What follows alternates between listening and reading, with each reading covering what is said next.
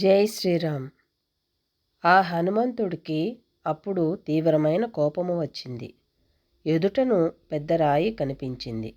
ఆ మహాబలవంతుడు హనుమంతుడు ఇట్టే ఆ రాయిని పెకిలించి తన బలము కొద్దీ జంబుమాలి మీదకు విసిరివేసినాడు.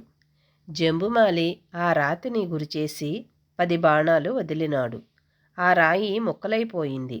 విసిరివేసిన రాయి వ్యర్థమైపోవడం చూచి ఆ చండవిక్రముడు హనుమంతుడు ఒక పెద్ద సాలవృక్షాన్ని ఇట్టే పెళ్లగించి గిరగిరా త్రిప్పసాగినాడు.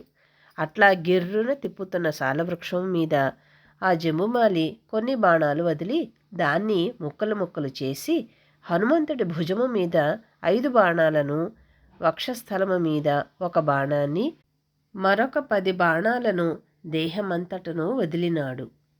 కాయమంతటా బాణాలు గుచ్చుకున్న ఆ మతిమంతుడు ఇనుప గుదియలను తీసుకుని అమిత వేగముతో త్రిప్పుతూ గబుక్కున ముందుకు పోయి చటుక్కున జంబుమాలి వక్షస్థలము మీద కొట్టినాడు.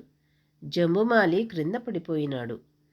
అంతటా హనుమంతుడు ఆ ఇనుప గుదియలతో జంబుమాలి తలను, మోకాళ్లను, చేతులను చితక కొట్టినాడు. అంతటితో ఆగకుండా ఆ రథాన్ని, ఆ రథానికి కట్టిన గాడిదలను నాశనము చేసినాడు.